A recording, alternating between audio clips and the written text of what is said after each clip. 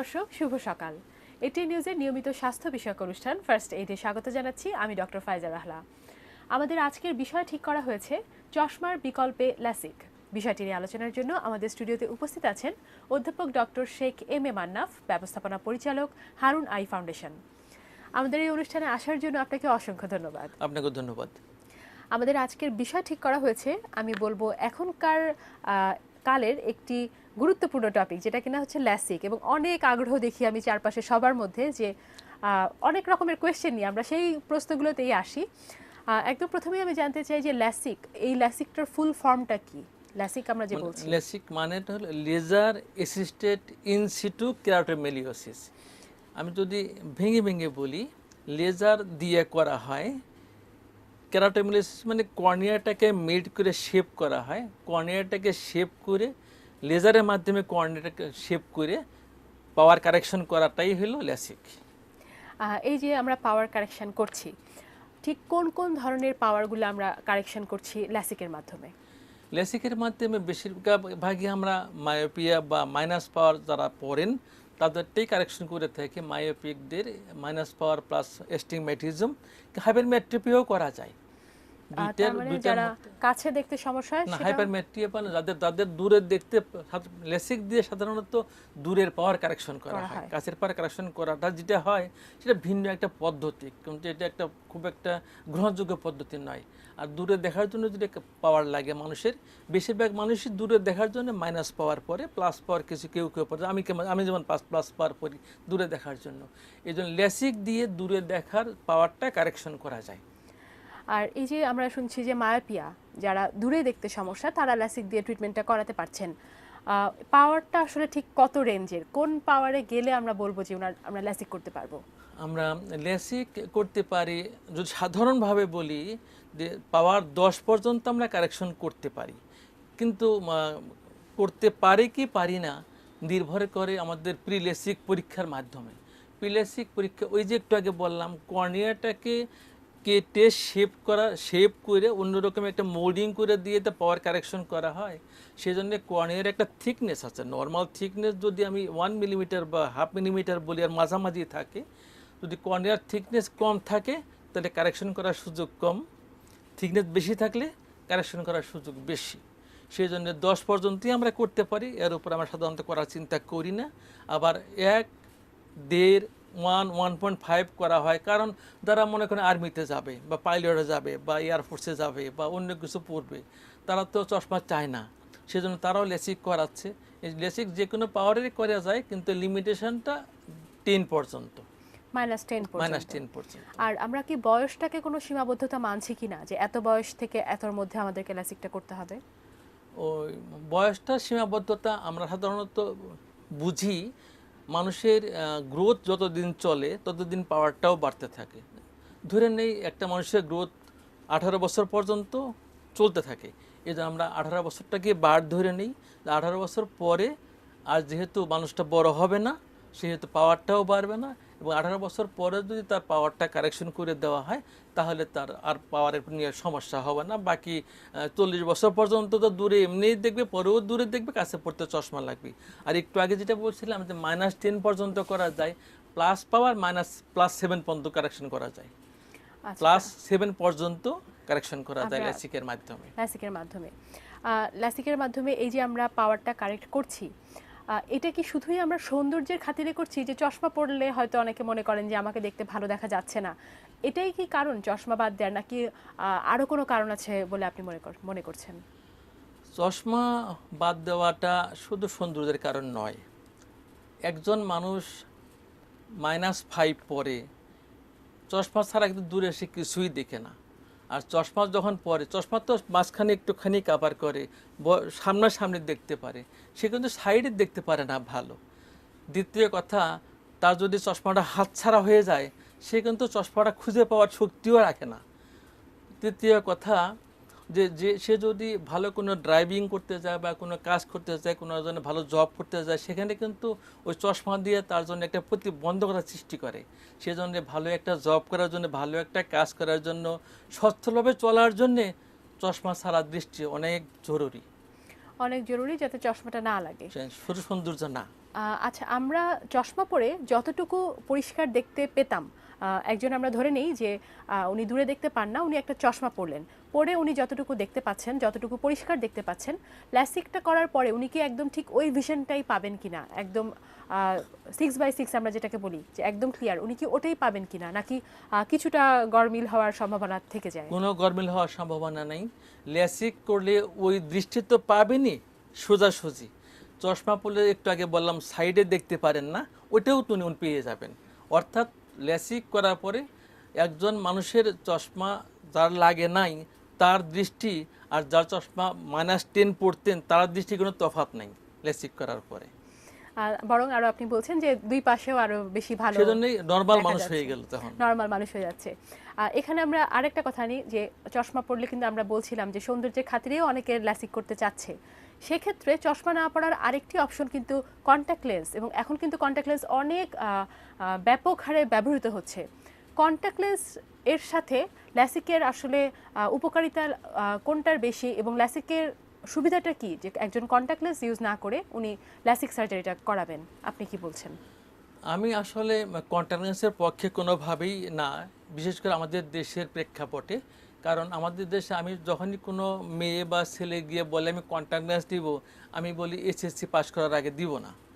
তা না হলে তার কারণ হলো তার কন্ট্যাক্ট লেন্সের চোখে লাগানোর এবং খুলে প্রিজার্ভ করে রাখার যে পদ্ধতি তার ভালোভাবে জানা থাকে না, সেটা মেনটেনও করে না, যার ফলে চোখে নানা রকমের অসুবিধা হওয়ার সম্ভাবনা থাকে। দ্বিতীয়ত, যত মানুষই কন্ট্যাক্ট লেন্স পড়ুক তাদের মধ্যে বেশ কিছু সংখ্যক মানুষের চোখে ড্রাইনেস ডেভেলপ করে এবং রেগুলারলি একটা ইরিটেশন হয়। কন্ট্যাক্ট লেন্স তো কন্ট্যাক্টে থাকে। তৃতীয় সমস্যা, কন্ট্যাক্ট লেন্স তো ডেলি পড়তে হয়, ডেলি খুলতে হয়। কন্ট্যাক্ট লেন্স তো একদিন পর পর বা মাসে মাসে চেঞ্জ করতে বদলাইতে হয়। কন্ট্যাক্ট লেন্সের প্রিজারভেটিভ চেঞ্জ করতে হয়, সেখানে প্রিজার্ভ করে রাখতে হয়। এই যে হাইজেনিক কন্ডিশনগুলো মেনটেন করতে হয়, রেগুলার কন্ট্যাক্ট লেন্স চেঞ্জ করতে হয়, এগুলো চশমার চেয়েও বিব্রতকর পজিশন। সেজন্য আমি মনে করি যে চশমা পড়তে চান চশমায় পড়েন, কন্ট্যাক্ট লেন্স দরকার নেই। আর যদি চশমা পড়তে না চান তাহলে লেসিক করে সবচেয়ে ভালো। কন্ট্যাক্ট লেন্সটা আসলে আমরা কোনো অপশনের মধ্যেই রাখতে চাই না, রাখতে চাই আরো হ্যাজার্ড বেশি হয়, কমপ্লিকেশন হয়। আমার হাতে গত 3 মাসে আমি 2টো পেশেন্ট দেখেছি। একজন থাকে ওমান, বাহরাইন থেকে আসছে, চোখে ইনফেকশন হয়েছে কন্ট্যাক্ট লেন্স পরার জন্য। আলটিমেটলি ওই মেয়েটা ওই চোখে ভালো দেখে না, অলমোস্ট ব্লাইন্ডই হয়ে গেল, যেহেতু চিকিৎসা করতে দেরি হয়েছে, তার কর্নিয়াতে আলসার হয়ে গেছিল। এজন্য একটু ইরিটেশন হইলে, একটু লাল হইলে, একটু পাংক্টেড অপাসিটি ডেভেলপ করলে ওগুলো চিকিৎসা তাৎক্ষণিক করলে সমস্যা হয় না। কিন্তু ওগুলো যারা ওভারলুক করে, তারা ওর পরেও যখন কন্ট্যাক্ট ইউজ করে তখন চোখে কর্নিয়া ইনফেকশন হলে খারাপ হয়ে যায় বেশি। আমরা আমাদের আগের যে টপিক আমরা কথা বলছিলাম ল্যাসিক নিয়ে, এগুলো নিয়ে আমরা আরও কথা বলবো একটি ছোট্ট বিরতি নিয়ে এসে। দর্শক, ছোট্ট একটি বিরতি নিচ্ছি, একটু পরেই ফিরে আসবো, সে পর্যন্ত আমাদের সাথেই থাকুন।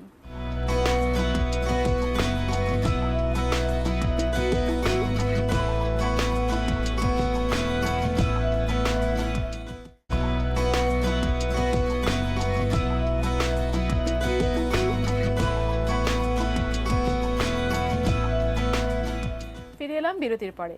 কথা হচ্ছিল চশমার বিকল্পে ল্যাসিক নিয়ে। আমরা ল্যাসিক নিয়ে কথা বলছিলাম। এবারে আমি জানতে চাই যে ল্যাসিকের আসলে পদ্ধতি কয় ধরনের, আমরা কয় রকমের উপায়ে ল্যাসিক সার্জারিটি করতে পারি? আপনাকে জানিয়ে রাখি, ল্যাসিক করার 2টো স্টেপ। একটা স্টেপ হলো ল্যাসিকের প্রথম স্টেপ হলো কর্নিয়ার উপরের একটা লেয়ার। মনে করেন কর্নিয়ার থিকনেস হইল 600 or 700 ন্যানোমাইক্রন। 110 বা 120 মাইক্রন একটা লেয়ার উল্টিয়ে রেখে বাকি যে স্ট্রোমা থাকে, স্ট্রোমাটাকে লেজারের মাধ্যমে উঠিয়ে নিয়ে, আমাকে বলি ব্লেড করে নিয়ে পরিষ্কার করে আবার ওই উপরের লেয়ারটা আবার বসিয়ে দেওয়া হয়। 2টো পদ্ধতি, একটা হলো ফ্ল্যাপটা তোলা, আর একটা হলো লেজার করে ব্লেড করে নেওয়া, যে যতটুকু টিস্যু প্রয়োজন ততটুকু তুলে নিব। এই তুলে নেওয়ার জন্যে যেটা করা হয় তাকে বলে কর্নিয়া ফ্ল্যাপ করা। এটার 2টা পদ্ধতি আছে। একটা হলো কেরাটম দিয়ে করা হয়। কেরাটমের মধ্যে মেটালিক ব্লেড ইউজ করা হয়, আমাদের রেজর ব্লেডের মতো ব্লেড ইউজ করা হয়। ব্লেড দিয়ে লেয়ারটা তুলে নেওয়া হয়, ওটা একটা মেশিন, ইলেকট্রনিক মেশিন, তুলে নেওয়া হয়। তারপরে এক্সাইমাল লেজারের মাধ্যমে, লেজারটা আমি এক্সাইমাল লেজারের মাধ্যমে স্টোমার মাঝখানের সেন্টার থেকে যে পরিমাণ দরকার মাইপিয়ার জন্য হোক, হাইপারমেট্রোপিয়ার জন্য হোক, সেই পরিমাণ লেজার মেশিন নিজে নিজে ঠিক করে নিবে কতটুকু তুলতে, অ্যাবলেট করতে হবে, কি পরিমাণ লেজার লাগবে, অটোমেটিক রেগুলেটেড হবে। ওই লেজারটা দিয়ে অ্যাপ্লাই করার পরে যে টিস্যুগুলো অ্যাবলেট করা হলো ওটা পুড়ে যাওয়ার মতো সেগুলো পরিষ্কার করে আবার রিফ্ল্যাপ করা হয়। আর দ্বিতীয় পদ্ধতি, যেটা সবচেয়ে লেটেস্ট পদ্ধতি, যে উপরে ফ্ল্যাপটা তোলা হয় সেটাও লেজারের মাধ্যমে, কাটা হয় সেটাও লেজারের মাধ্যমে, সেটাকে বলে femto laser, femto second laser. এই ফেমটো সেকেন্ড লেজার দিয়ে উপরে ফ্ল্যাপটা উঠিয়ে পরে আবার এক্সাইমাল লেজার দিয়ে ব্লেড করে দিলে দুটো পদ্ধতি লেজারের মাধ্যমে হয়, এবং এইটাই দুনিয়াতে সবচেয়ে লেটেস্ট পদ্ধতি। তার মানে আমরা দুইটো পদ্ধতিতে এখন পর্যন্ত ল্যাসিকটা করছি। এটাতে সেফ কোনটা আপনি বলবেন, যে বেশি নিরাপদ কোনটা, এবং সফলতার হার বেশি কোনটাতে? দুটো পদ্ধতির একবারে সামারি করে যদি বলি, একটা হইলো সনাতন পদ্ধতি, conventional microkeratome and excimer laser, আর একটা হলো লেটেস্ট পদ্ধতি femto second laser and excimer laser. দুটোর মধ্যে পরেরটাই সেফ বেশি, যেহেতু পরেরটাতে উপরে ফ্ল্যাপটা হারিয়ে যাওয়ার ভয় থাকে না, লস হওয়ার ভয় থাকে না, মাঝখান থেকে ফুটো হওয়ার ভয় থাকে না, কম বেশি হওয়ার ভয় থাকে না। সেজন্য ফেমটো লেজার মেশিন ইউজ করে লেসিক করাই ভালো। আর মাইক্রোকেরাটম দিয়ে করলে সব রোগীরই ঝামেলা হয় তা না, কিন্তু কিছু কমপ্লিকেশন যেগুলো বললাম সেগুলো হয়ে থাকে, যেটা ফেমটো সেকেন্ডে হয় না। পরেরটাই আমরা বলবো যে বেশি নিরাপদ। যখন একজন কেউ ল্যাসিকের চিন্তা করেন, একটি কমন প্রশ্ন আমার মনে হয় সবার মাথায় আসে, সেটা হচ্ছে সার্জারিটা করার সময় আমি ব্যথা পাবো কিনা। এটা নিয়ে যদি কিছু বলেন, আসলে কি পেইনফুল কিনা সার্জারিটা? সেকেন্ড দিয়ে করি আর কেরাটম দিয়ে করি, এটা আসলে সার্জারি আমরা বলি না, আমরা বলি লেজার করে দেব, লেসিক করে দেব। সার্জারি বলতে মানুষের মনে একটা আতঙ্ক থাকে, তবে এটাতে কোনো ব্যথা হয় না। চোখে ড্রপ দেওয়ার মাধ্যমে চোখের সারফেসটা একটু অ্যানাস্থেসিয়া করে নেওয়া হয়, তার ফলে ওই চোখের উপরে মেশিন বসাতে বা লেজার করতে রোগী কোনো ব্যথা অনুভব করে না। ভয় পায়, ভয় তো অন্য জিনিস, কিন্তু ব্যথা পায় না, কোনো ব্যথা, আসলে ব্যথার কোনো সম্ভাবনাই নেই, কোনো সম্ভাবনা নেই। এই যে আমরা লেজার করছি, ল্যাসিক একটা লেজার দিয়ে করছি, এটার কি পরবর্তীতে কোনো কমপ্লিকেশন হওয়ার কোনো বা কমপ্লিকেশন কিছু হয় কিনা, হলে সেটা কি ধরনের কমপ্লিকেশন হয়? কমপ্লিকেশন যদি আমরা প্রথম পদ্ধতিতে করি, সনাতন পদ্ধতি বা মাইক্রোকেরাটম দিয়ে করি, ওটাতে যেটা হয় যে বললাম, হয়তো লেজার যদি ফ্ল্যাপটা হঠাৎ করে বেশ পুরাটাই হয়ে যায়, হারিয়ে যায়, লস্ট হয়ে যায়, সেক্ষেত্রে ওটা আবার রিপ্লেস করা তো যায় না, ওটা রিগেইন করতে সময় লাগে। মাঝখানে ফুটো হয়ে গেলে লেজারটা বন্ধ রাখতে হয়, পরে এক সময় গিয়ে করতে হয়, অথবা অন্য কোনো যদি সাইড চেঞ্জ হয় তাহলে আবার রিসাইড করে করতে হয়। এইগুলো আগের ছিল, বাট ফেমটো সেকেন্ড লেজার দিয়ে করলে আমি তো দেখতে পাচ্ছি আসলে কি হচ্ছে, সব কিছুই ভিজিবল, কম্পিউটারাইজড, এবং ঘরের মানুষ মানে ওটির ভিতরে ওটির বাইরে সব মানুষই দেখতেছে হোয়াট আর ডুইং ইনসাইড। সেই জন্যে কমপ্লিকেশন কিছু হয় না। হলে যেটা হয় সেটা হলে কারেকশন কম বেশি হতে পারে। মনে করেন একজন মানুষের -10 আছে, কোনো কারণে হয়তো -9.5 হলো অথবা 10.5 হলো, এরকম কিছু হতে পারে। আবার দেখা গেছে একটু কম বেশি হলো, 1-2 মাস পরে আবার ঠিক হয়ে গেছে। সেই জন্য এরকম একটা হতে পারে। এটা হয় বেশিরভাগই কর্নিয়া ড্রাই, অথবা কর্নিয়া যদি বেশি ওয়েট থাকে তাহলে প্রথম এরকম থাকে, কিন্তু পুরোপুরি হিলিং হয়ে গেলে 1-2 মাস পরে সেটাও থাকে না। আলটিমেটলি কমপ্লিকেশন তেমন আর হয় না, বিশেষ করে পরের পদ্ধতিতে তেমন কোনো কমপ্লিকেশন নেই। আর সার্জারির কিন্তু আমরা জানি সব ধরনের সার্জারিরই একটি কমপ্লিকেশন থাকে, ইনফেকশন। এটাকে যদিও আমরা আসলে সার্জারি ওইভাবে বলছি না, লেজার দিয়ে চিকিৎসা বলছি, তারপরও ইনফেকশনের আসলে চান্স কতটুকু থাকে? আমি এই লেজারের সাথে, লেসিকের সাথে সম্পৃক্ত 2004 সাল থেকে। আপনারা জানেন বাংলাদেশে সর্বপ্রথম লেজার আসে ওএসবি লেজার ভিশন সেন্টারে, ওটার আমি মেডিসিন ডাইরেক্টর ছিলাম 5 বছর। আমি কোনোদিন ইনফেকশন দেখিনি, সেজন্য ইনফেকশন হয় এটা আমি বলবো না, কোনোভাবেই বলবো না। তবে লেজার করার পরে যেহেতু কর্নিয়াতে হ্যান্ডলিং করা হয়, লেয়ার আবার রিপ্লেস করা হয়, কোনো সময় কোনো রোগীর চোখে পাংক্টেড অপাসিটি ডেভেলপ করে, যে জিনিসটা নাকি সময় গেলে এমনিই ভালো হয়ে যায়, আমরা প্লেসিবো ট্রিটমেন্ট হিসাবে আর্টিফিশিয়াল টিয়ার দিয়ে দিই, কাজে ইনফেকশন হয় না। ইনফেকশনের সম্ভাবনা খুবই কম বা হয়ই না। হয়ই না।